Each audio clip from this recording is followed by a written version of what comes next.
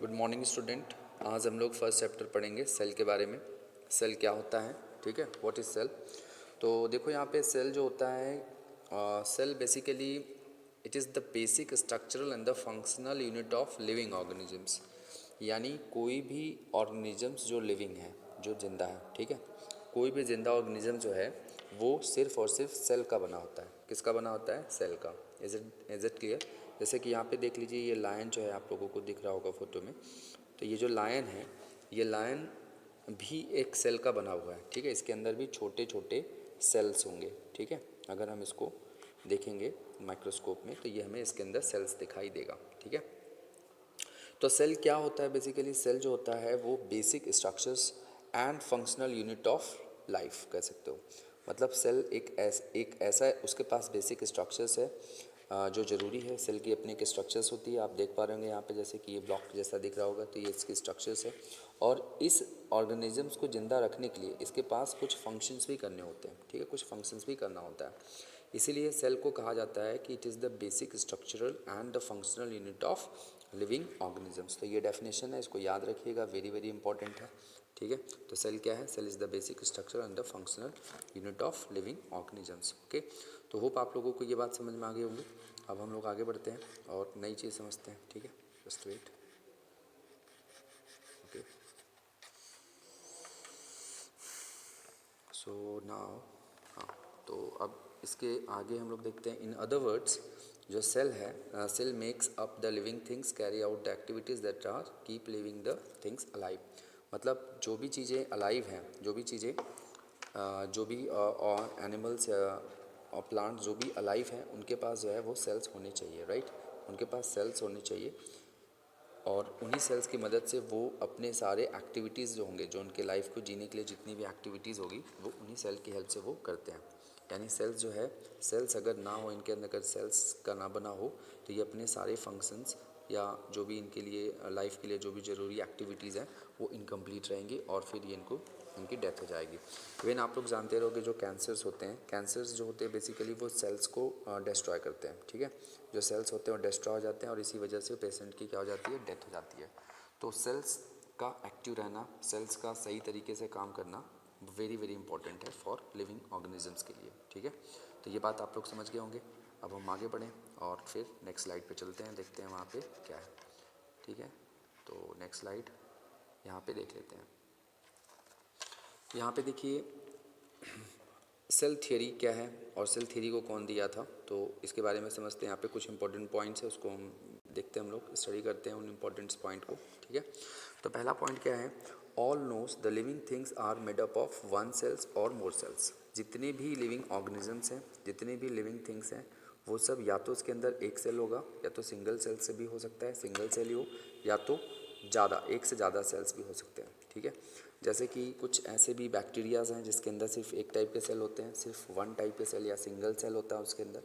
और कुछ ऐसे भी ऑर्गेनिजम्स जैसे ह्यूमंस हैं, डॉग्स हैं, एनिमल्स हैं, एलिफेंट है, ये सब क्या है, कुछ जो है मॉडर्न है, मॉडर्न ऑर्गेनिजम्स हैं, तो इसके अंदर more than one type of cells होते हैं। तो सेल्स, अब आप एक बात समझ गए होंगे कि सेल्स ज़रूरी नहीं कि सेल्स ज़रूरी नहीं है कि सिर्फ एक ही हो सकता है, एक सेल्स भी हो सकते हैं या मोर देन वन सेल्स हो सकते हैं। तो आई होप आपको ये बात समझ में आ गया होगा। तो सेल्स क्या है? All known things that are made up of one और मोर सेल्स। तो यानी एक सेल्स भी होंगे या एक से ज़्यादा भी सेल हो सकते हैं, ठीक है। अब हम लोग सेकेंड्स पॉइंट समझते हैं सेल थियरी का। सेल थियरी जानते हो ना आप लोग, बहुत इंपॉर्टेंट थियरी है, एग्जाम में पूछा जाएगा, राइट द सेल थियरी, ठीक है। तो सेल थियरी क्या है, कैसे है, इसके बारे में आप लोगों को ये सारे पॉइंट्स लिखने होंगे। पहला पॉइंट आप यही लिखेंगे कि जो भी लिविंग ऑर्गेनिजम्स है उसके अंदर या एक सेल्स का बना होगा या मोर देन वन सेल्स का बना होगा। This is the first point. अब सेकेंड पॉइंट क्या है? सेकेंड पॉइंट ये है कि all living cells arises from the pre existing cells by the divisions. मतलब जो भी जैसे कि कोई भी हो, सबसे पहले वो सिंगल सेल रहता है, एक सिंगल सेल रहेगा, फिर वही सेल क्या होगा, आगे चल के स्प्लिट हो जाएंगे दो सेल में, फिर ये दो सेल्स जो होंगे वो भी आगे स्प्लिट हो जाएंगे।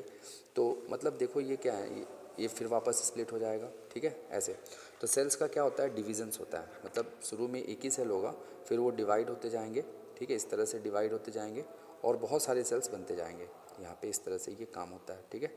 कंट्रोल्ड होता है, लेकिन ये बात ध्यान देना, कंट्रोल्ड तरीके से सेल का डिवीज़न होता है। अगर सेल का डिवीज़न अनकंट्रोल्ड हो जाए तो हम फिर उसको कैंसर्स की बीमारी कह सकते हैं, जिसे ल्यूकेमिया कहते हैं, ठीक है, वो हो जाएगा। तो सेल्स जो होते हैं बेसिकली उनका डिविजन्स होना चाहिए, but division should be in the controlled way. Divisions कैसा होना चाहिए? कंट्रोल तरीके से होना चाहिए। तो उसको हम लोग सेल थियरी में ये बात बताई गई थी, ठीक है। तो ये सेकंड पॉइंट भी क्लियर हो गया होगा। अब हम बढ़ते हैं नेक्स्ट पॉइंट, थर्ड पॉइंट की तरफ बढ़ते हैं, ठीक है। थर्ड पॉइंट देखते हैं क्या यहाँ पे, जस्ट वेट।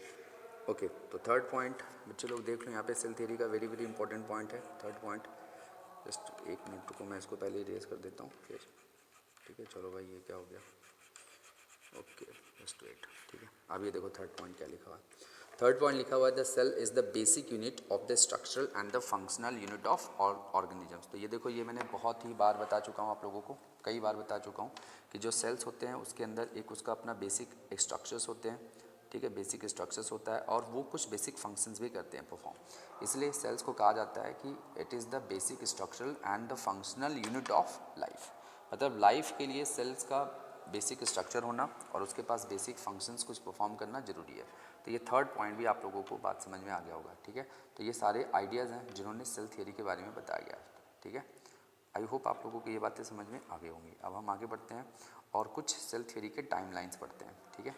यहाँ पे देखो, सबसे पहले ये साइंटिस्ट का नाम देखिए 1664, ठीक है। 1674 में एंटोन वैन लीeuwenhoek जो थे, उन्होंने लिविंग सेल्स के बारे में बताया था। किसके बारे में बताया था? लिविंग सेल्स के बारे में। यहाँ पे देख लीजिए आप, टाइमलाइन दिया हुआ है।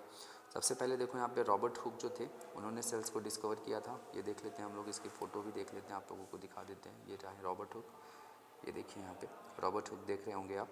यहाँ पे देखिए, ये हैं रॉबर्ट हुक, ठीक है। 1665 में इन्होंने जो है, रॉबर्ट हुक जी ने सेल्स की डिस्कवरी की थी फर्स्ट टाइम, ठीक। तो ये बात आप देख लीजिए, इनका फ़ोटो भी बना हुआ है, आई थिंक आप याद रखेंगे, ठीक है। तो अब सेकंड पॉइंट की तरफ बढ़ते हैं भाई। देखो यहाँ पे सेकंड पॉइंट क्या है, ये कौन है भाई? बहुत बड़े बड़े इनके बाल हैं भाई, कौन है ये?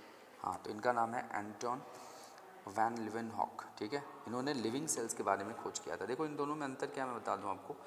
ये जो भाई साहब है, ये यहाँ पे जो दिख रहा होगा आप लोगों को, एंटोन वैन लीeuwenhoek, इन्होंने जो सेल्स खोजे थे, वो जो सेल्स थे वो लिविंग सेल्स थे, ठीक है। अगर एग्जाम में पूछ देता है कि लिविंग सेल्स की खोज किसने की थी फर्स्ट टाइम, तो एंटोन वैन लीeuwenhoek वो लगाएंगे आप टिक। लेकिन अगर आपसे बोल दिया जाए कि सेल्स की किसने डिस्कवर किया था, तो रॉबर्ट हुक थे। देखो रॉबर्ट हुक जो थे, उन्होंने भी सेल्स का डिस्कवर किया था, और एंटोन वैन लीeuwenhoek जो थे, उन्होंने भी किया था। लेकिन ये जो सेल्स, इनकी जो सेल्स थी वो लिविंग थी, और इनकी जो सेल्स थी वो डेड सेल थी, ठीक है। यही डिफरेंस है दोनों में। तो डेड सेल की सबसे पहला जो सेल खोजा गया था वो रॉबर्ट हुक ने खोजा था, लेकिन वो डेड सेल था। और जो लिविंग सेल्स थी वो एंटोन वैन लीeuwenhoek ने किया था, खोज किया था, ठीक है, रिसर्च किया था। अब नेक्स्ट जो है रॉबर्ट ब्राउन है। रॉबर्ट ब्राउन के बारे में देख लेते हैं। इनका ये जो टाइमलाइन में आप देख रहे हैं, इसका फ़ोटो देख लीजिए इनका। 1883 में जो है इन्होंने ये डिस्कवरी की थी। इन्होंने बताया था कि जो सेल्स के अंदर होंगे वो छोटे छोटे सेल्स के अंदर न्यूक्लियस भी होगा। पता, इसके पहले किसी को पता ही नहीं था कि सेल्स के अंदर न्यूक्लियस भी होते हैं। इधर मैं बता देता हूँ, इधर फिगर बना देता हूँ। जैसे ये हमारा सेल है, इमेजिन करो, दिस इज़ अ सेल, ठीक है। जस्ट मैं बना देता हूँ यहाँ पे, जस्ट वेट। हाँ, तो ये एक किधर गया? ओके, हाँ, तो ये रहा एक, ओके, जस्ट 1 मिनट। हाँ, तो यहाँ पे एक